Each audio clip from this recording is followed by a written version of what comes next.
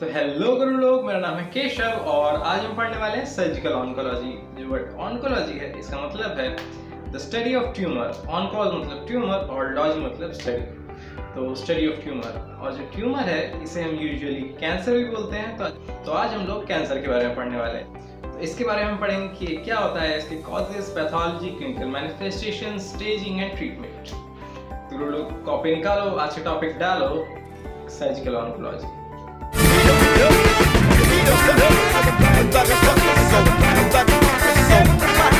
तो गुरु लोग सबसे पहले हम बात करते हैं कि कैंसर ट्यूमर या फिर न्यूप्लाज्म कहते कैसे हैं। हमारा कैंसर है वो एक तरीके का excessive non useful proliferation of cells होता है जो कि हमारे नॉर्मल कंट्रोल मैकेनिज्म से अनरिस्पॉन्सिव होता है। तो कहने का मतलब ये है कि जो सेल ग्रोथ है वो बहुत ज़्यादा होगी जिसकी हमें कोई भी ज़रूरत नहीं है। तो फिर उसके बाद वो वहाँ पर हमारे फंक्शंस को इम्पेयर करती हैं, गंदगी दिखने लग जाती हैं। फिर उसके बाद वो अपने आसपास के सेल्स को भी इन्फेक्ट करना स्टार्ट कर देती हैं, जिससे हमारे फंक्शंस और ज़्यादा इम्पेयर होते हैं। फिर उसके बाद हम बात करते हैं कि इसके टाइप्स क्या होते हैं। मेन दो टाइप्स हैं, वो है मैलिग्नेंट और बिनाइन। जो हमारा जो बिनाइन ट्यूमर है वो ऐसा है कि वो अपनी ही जगह पे लोकलाइज होगा और वो सिर्फ अपने आसपास के सेल्स को और टिश्यूज को ही डैमेज करेगा। और जो मैलिग्नेंट ट्यूमर होता है वो बहुत ही ज़्यादा पावरफुल होता है, अब काफ़ी तेज़ी से फैलता है और वो सिर्फ अपने आसपास के एरिया को ही नहीं, वो डिस्टेंट एनाटॉमिकल साइट्स को भी इफेक्ट कर सकता है। तो अगर लोग जो ये कैंसर है वो बॉडी के किसी भी पार्ट में हो सकता है। तो जो मोस्ट ऑफ द केसेस हैं जिसमें पेशेंट बच जाता है वो है स्टमक और यूट्रस के कैंसर में, और मोस्ट ऑफ जिसमें वो मर जाता है, सर्वाइवल रेट्स बहुत कम है, वो है लंग और पैनक्रियाटिक कैंसर। और जिन पार्ट से कैंसर में सबसे ज़्यादा 5 ईयर सर्वाइवल रेट है वो है स्किन, थायराइड, सर्विक्स, ब्लैडर और यूटेरस। और जिनमें सबसे कम सर्वाइवल रेट है वो हमारा पैनक्रियाटिक कैंसर। और जो 5 ईयर सर्वाइवल रेट है वो फीमेल्स का मेल्स से ज़्यादा है। फीमेल्स का 50% और मेल्स का 31%। चलिए हम बात करते हैं इसकी इटियोलॉजी और कॉजेज के बारे में। तो इसके काफ़ी अलग अलग कॉजेज हैं, उसमें केमिकल, फिजिकल, बायोलॉजिकल और बहुत अलग अलग तरह के कॉजेज आते हैं। तो उनमें से जो कुछ कॉजेज मैं आप लोगों को बता देता हूँ। जैसे कि केमिकल में हाइड्रोकार्बन्स हैं जो कोल टाइप के, उनसे होता है हमारा स्किन का कैंसर और लंग का कैंसर। एरोमेटिक अमाइन से यूट्रस का कैंसर हो सकता है। बेंजीन से ल्यूकेमिया हो सकता है। एस्बेस्टोस से मेसोथेलियोमा हो सकता है। और फिर फिजिकल फैक्टर्स आते हैं जिसमें आयोनाइजिंग रेडिएशन से बोन कैंसर हो सकता है। और फिर उसके बाद हमारे वायरल इन्फेक्शंस आते हैं जिसमें हेपेटाइटिस ए है, इससे हेपेटोसेल्युलर कैंसर हो सकता है, मतलब लीवर का कैंसर हो सकता है। हर्पिक्स सिम्प्लेक्स वायरस से सर्वाइकल का कैंसर हो सकता है। और एड्स भी उन वायरल इन्फेक्शंस में आता है जिनसे कैंसर हो सकता है। और उसके बाद फिर कुछ प्री कैंसरस स्टेजेस हैं या फिर कंडीशंस हैं, उनमें आपको कैंसर होने के चांसेस बढ़ जाते हैं, लाइक ल्यूकोप्लेकिया, न्यूरोफाइब्रोमास या फिर क्रोनिक अल्सरेटिव कोलाइटिस और dysplasia of cervix, dysplasia of bronchia. और फिर उसके बाद कुछ हेरिडिटरी कॉजेज भी होती हैं, जैसे कि अगर किसी वुमन को ब्रेस्ट कैंसर है, जो उसकी डॉटर्स हैं उनको यंगर एज में ब्रेस्ट कैंसर होने के चांस 2 to 3 टाइम्स हो जाएंगे। और फिर उसके बाद हमारे ऑन्कोजेंस और ग्रोथ फैक्टर्स आते हैं जिसमें हमारा आरएनए ट्यूमर वायरस आता है, जिसकी वजह से हमें कार्सिनोमा, सार्कोमास, ल्यूकेमिया और लिम्फोमास होते हैं। तो इन सब का कॉज है वो हमारा रेट्रोवायरस होता है, जिसके पास एक एंजाइम होता है जो जाकर के हमारे आरएनए के जीनोम को ऑल्टर कर देता है, जिसकी वजह से एक्सेसिव एबनॉर्मल ग्रोथ स्टार्ट हो जाती है सेल्स की। तो गुरु लोग ये तो बात है हमारी इटियोलॉजी की। अब बात करते हैं इसके बायोलॉजिकल चेंजेस की, कि जब कैंसर होता है तो क्या क्या बायोलॉजिकल चेंजेस होते हैं। सबसे पहले हम बात करते हैं मॉर्फोलॉजिकल चेंजेस की। तो उन मॉर्फोलॉजिकल चेंजेस में क्या क्या होता है कि सबसे पहले जो कैंसर है वो एक सिंगल सेल से स्टार्ट होता है। फिर उसके बाद वो हमारे जितने प्रिमिटिव सेल टाइप्स हैं उन पर सबसे ज़्यादा एक्ट करता है। फिर उसके बाद जो हमारा नॉर्मल सेल ग्रोथ है उसको ऑल्टर करता है और धीरे धीरे करके वो एबनॉर्मल सेल ग्रोथ करना स्टार्ट करता है। जो सेल्स हैं वो एक दूसरे पर पाइल अप होना स्टार्ट हो जाती हैं और इस तरीके से हमारा मैलिग्नेंट ट्यूमर बनता है। और फिर उसके बाद जो हमारा माइटोसिस है वो बहुत ज़्यादा तेज़ी से बढ़ जाता है और फिर उसके बाद हमारे एडजेसेंट टिश्यूज़ को इन्वेड करने लगता है। और कुछ हमारे बायोलॉजिकल चेंजेस भी होते हैं, जैसे कि जो हमारा आरएनए और डीएनए है इनके केमिकल आर्किटेक्चर में चेंज आ जाता है, जिससे कि हमारा contact inhibition to the proliferation loss हो जाता है। जिसमें कि क्या होता है कि जो हमारा कॉन्टैक्ट इनहिबिशन प्रोसेस है, इसमें अगर एक सेल के आसपास बहुत ज़्यादा तेज़ी से ग्रोथ हो रही है तो वो एक इनहिबिटरी सिग्नल भेजता है ब्रेन को, जिससे कि ब्रेन को पता चलता है कि अब नॉर्मल ग्रोथ हो रही है, और फिर वो उसके बाद उस ग्रोथ को इनहिबिट करने के लिए एक और इनहिबिटरी सिग्नल भेजता है, जिससे कि वो जो सेल ग्रोथ है वो इनहिबिट हो जाती है, तो वो लॉस हो जाता है।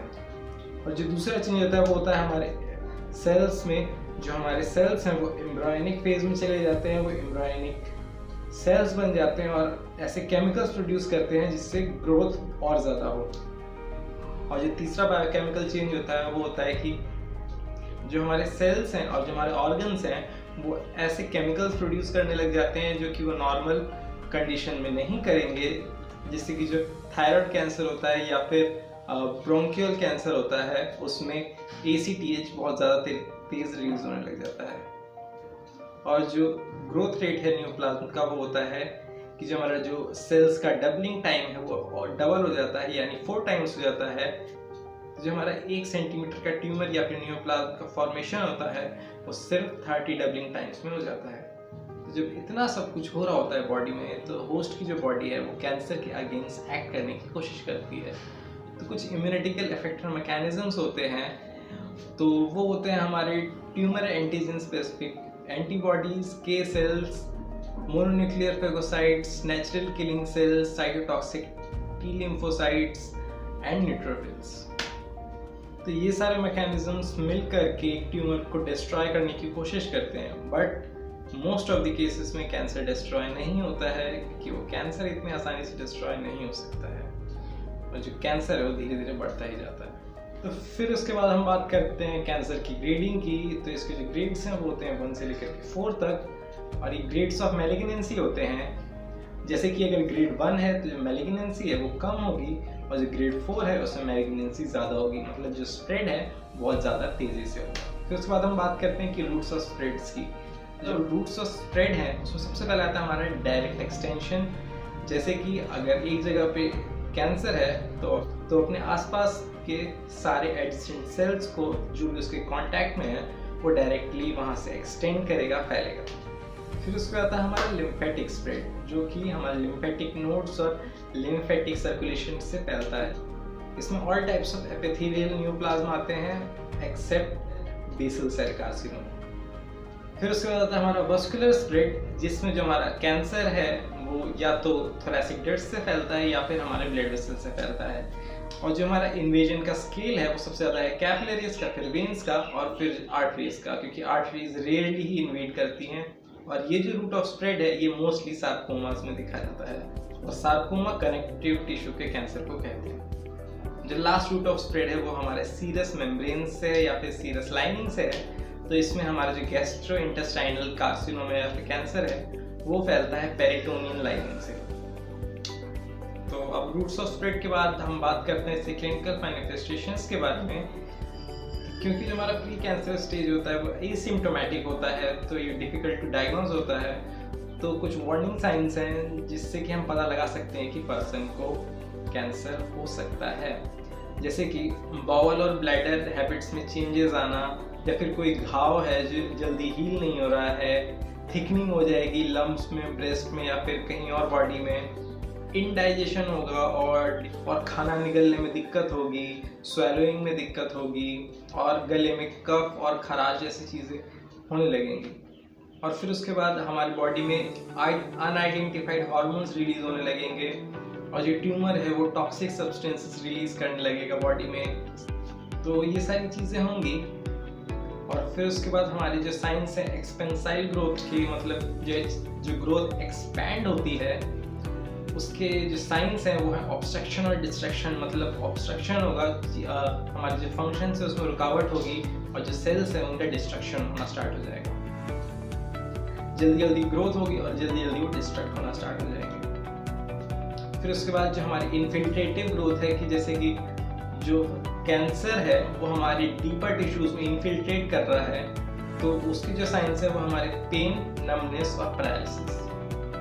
तो जो ट्यूमर है अगर वो कहीं पे इन्फिल्ट्रेट कर रहा है तो वहाँ पे पेन होगा, नमनेस होगी और पैरालिसिस की भी चांसेस है।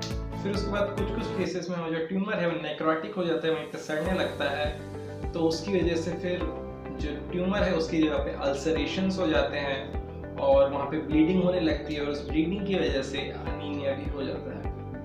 तो गुरु लोग, ये थी क्लिनिकल मैनिफेस्टेशंस की क्या क्या चेंजेस आएंगे। अब हम बात करते हैं इसके डायग्नोसिस के बारे में कि हम इसको कैसे डायग्नोस कर सकते हैं। तो डायग्नोसिस के लिए हमें सारे ऐसे क्लिनिकल सिम्टम्स या मैनिफेस्टेशंस चेक करने पड़ेंगे कि जैसे कि कोई सोर है या फिर घाव है जो कि जल्दी हील नहीं हो रहा है, लॉस ऑफ एपेटाइट है कि नहीं है, बाउल हैबिट्स में चेंजेस आए हैं, सोर थ्रोट है या फिर कफ हो रहा है, वीजिंग हो रही है, चेंजेस वॉइस है, वॉइस में चेंजेस आ गई हैं और स्वेलोइंग में दिक्कत हो रही है, या फिर कहीं पे डिस्चार्ज हो रहा है बॉडी में किसी भी लम्प से, या फिर निपल से डिस्चार्ज हो रहा है एबनॉर्मल डिस्चार्ज, या फिर कहीं पे बॉडी में थिकनिंग हो गई है, और या फिर कहीं पे पैल्पेबल मासेस हैं बॉडी में, या फिर जो हमारी लिम्फ नोड्स हैं वो एनलार्ज हो गई हैं कहीं पे। तो ये सारी चीज़ें हमारे फिजिकल मैनिफेस्टेशंस में आती हैं और ऐसे हमें फिजिकली डायग्नोस करना है। तो उसके बाद फिर हमारे लैब एग्जामिनेशंस आते हैं, जिसमें ऑब्वियसली सबसे पहले आएगा हमारा ब्लड एग्जामिनेशन। फिर उसके बाद हम रेडियोलॉजिकल एग्जामिनेशन कर सकते हैं जिसमें एक्सरे, सीटी स्कैन, एमआरआई, और फिर उसके बाद हमारे थायराइड के लिए थायराइड स्कैन और ब्रेस्ट के लिए मैमोग्राफी, ये सारी चीज़ें। फिर उसके बाद आती है हमारी एंडोस्कोपी। जिस जगह कैंसर है उस जगह की एंडोस्कोपी। अगर गैस्ट्रिक कैंसर है तो गैस्ट्रोस्कोपी, अगर लंग का कैंसर है तो ब्रोंकोस्कोपी, और अगर इंटेस्टाइन का कैंसर है तो कोलोनोस्कोपी, ये सारी चीज़ें। फिर उसके बाद एंड में आती है हमारी बायोप्सी। फिर बायोप्सी में हम नीडल बायोप्सी कर सकते हैं, एक्ससिजनल या फिर इंसिजनल बायोप्सी भी कर सकते हैं।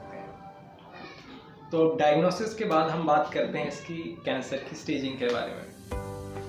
तो हमारे कैंसर के 4 स्टेजेस होते हैं। स्टेज 1 में जो हमारा कैंसर है वो सिर्फ एक लोकल जगह पे ही सिचुएटेड होता है, बहुत ही ज़्यादा सिमटा हुआ होता है एक ही जगह पे। स्टेज 2 में वो और ज़्यादा एडवांस हो जाता है, थोड़ा सा बढ़ने लगता है। स्टेज 3 में जो हमारा मेटास्टेसिस है वो लिम्फ नोड्स तक स्प्रेड हो जाता है, और स्टेज 4 में वो बाकी एनाटॉमिकल साइट्स पर जाने लगता है। और जो हमारी कैंसर की स्टेजिंग है ये हमें 3 बार करनी पड़ती है। सबसे पहले एटॉप्सी स्टेजिंग, जब हमारा जो कैंसर है फर्स्ट डायग्नोस हुआ है तब उसकी स्टेजिंग करनी है कि जो हमारा कैंसर है वो किस स्टेज पर है। फिर उसके बाद पोस्ट सर्जिकल रिसेक्शन स्टेजिंग, जिसमें हम ये देखते हैं कि जो हमारा रिसेक्शन है, हमने जो हिस्सा काट करके निकाला है, उसका जो ट्यूमर है वो किस स्टेज पर था, और उसकी सारी इंफॉर्मेशन हमें कलेक्ट करनी पड़ती है। और फिर उसके बाद हम एक रीस्टेजिंग आफ्टर ट्रीटमेंट करते हैं, जब जो पेशेंट है वो बिल्कुल ही कैंसर से फ्री हो जाता है, जब उसका कैंसर है वो ठीक हो जाता है, ताकि हमें पता चल सके कि जो पेशेंट है उसको कैंसर दोबारा होने के चांसेस कितने हैं और किस स्टेज का कैंसर हो सकता है। तो अब स्टेजिंग के बाद हम बात करते हैं इसके ट्रीटमेंट के बारे में। तो इसका जो हम ट्रीटमेंट है वो 3 मेथड से कर सकते हैं, सर्जिकल, रेडियोलॉजिकल और इम्यूनोथेरेपी या फिर कीमोथेरेपी। तो जो हमारा रेडियोलॉजिकल और सर्जिकल ट्रीटमेंट है वो मोस्टली बिनाइन ट्यूमर्स के लिए होता है या फिर स्टेज 2 तक के ट्यूमर के लिए होता है, जो कि जगह पे लोकलाइज्ड हैं। और जो हमारी कीमोथेरेपी और इम्यूनोथेरेपी है वो उन पेशेंट्स के लिए होती है जिनका ट्यूमर स्टेज 3 या फिर स्टेज 4 पर है, यानी कि जो डिस्टेंट साइट्स हैं उन पर स्प्रेड हो चुका है। जो हमारा गोल होता है ट्रीटमेंट का वो सर्जिकल और रेडियोलॉजिकल ट्रीटमेंट में ये होता है कि जो हिस्सा है ट्यूमर का उसको काट करके या तो निकाल दिया जाए, या फिर जो हमारा कैंसर है उसको इरेडिकेट कर दिया जाए। रेडियोलॉजिकल ट्रीटमेंट में हम उस चीज़ को इरेडिकेट कर देते हैं, वहाँ से ठीक कर देते हैं, और जो सर्जिकल ट्रीटमेंट है उसमें हम हिस्से को काट करके अलग निकाल देते हैं, जिससे कि कैंसर आगे के हिस्से में स्प्रेड ना हो पाए। और जो हमारी कीमोथेरेपी और इम्यूनोथेरेपी है, इनकी स्टेज 3 और 4 के कैंसर में, उसमें हम पेशेंट को बस जितना ज़्यादा से ज़्यादा टाइम हो सके देते हैं, जिससे कि वो जितना ज़्यादा से ज़्यादा टाइम हो सके जी सके। क्योंकि अगर एक बार कैंसर स्टेज 4 में चला गया तो उसका क्योर बहुत ही ज़्यादा मुश्किल होता है।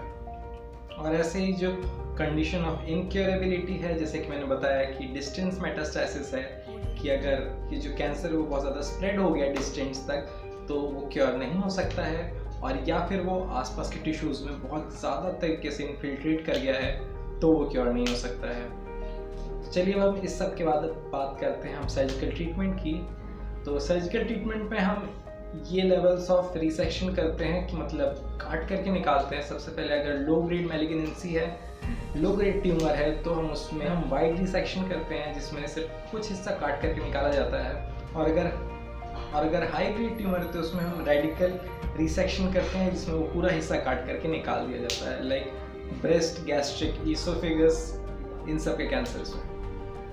फिर उसके बाद हम बात करते हैं रेडियोथेरेपी की। तो रेडियोथेरेपी हम रेडिएशंस का यूज़ करते हैं जो कि जाकर के डायरेक्ट ट्यूमर सेल्स को डिस्ट्रॉय कर देती है बिना नॉर्मल सेल्स को अफेक्ट किए, और जिसका इफेक्ट है वो वाटर को आयनाइज करके होता है।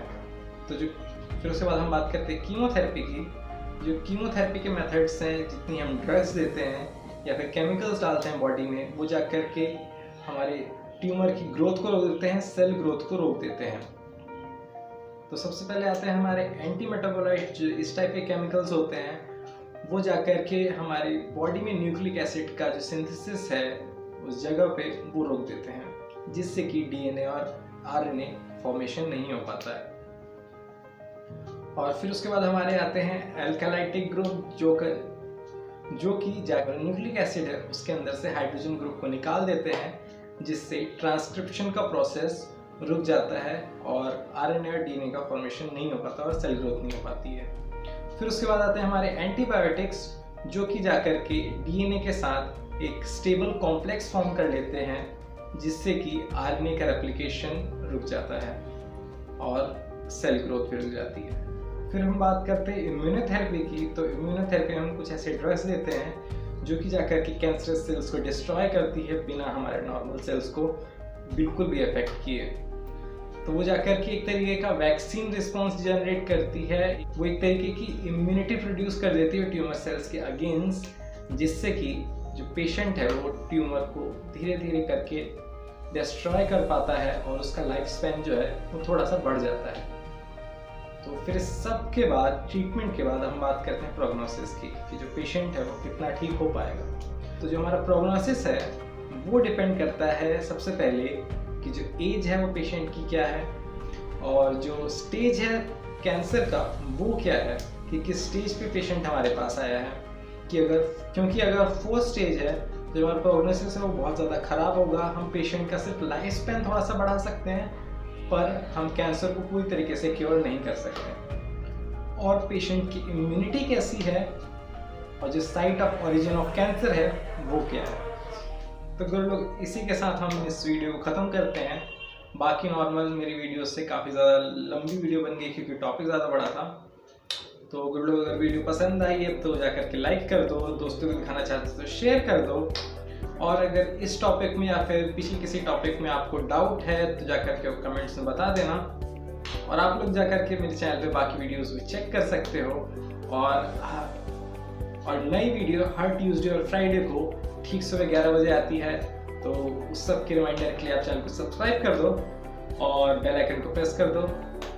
मिलते हैं अगले वीडियो में। Somebody that your soul